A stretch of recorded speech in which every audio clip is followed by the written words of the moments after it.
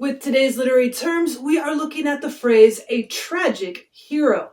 A tragic hero is a main character or protagonist in the literature with a tragic flaw. He has a fault or she has a fault that they just cannot overcome.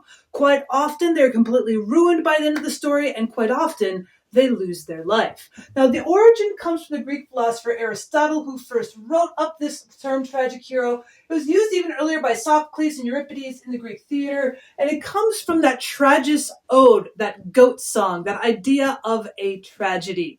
Now, when we take a look at tragic heroes, these heroes are still heroes. They must be virtuous, they must be emotionally favorable to the audience, but the flaw, the fault itself, just cannot be overcome. Let's take a look at a couple of examples. For example, in the 20th century, American lit's F. Scott Fitzgerald's The Great Gatsby. Your hero, Jay Gatsby, is young, he's healthy, he's rich, and he's in love with a married woman.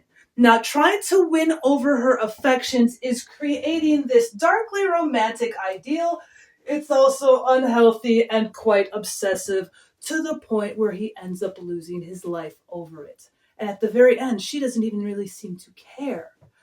In Shakespeare's Othello, we also see a general of past war honors. Othello has integrity with his friends. He's married to a beautiful young woman who loves him, but his pride gets in the way when the dastardly Iago tries to convince him that his wife is cheating on with him with his best friend. And he believes him to the point as when his wife is cheating on him, he decides to kill her and then ends up killing himself.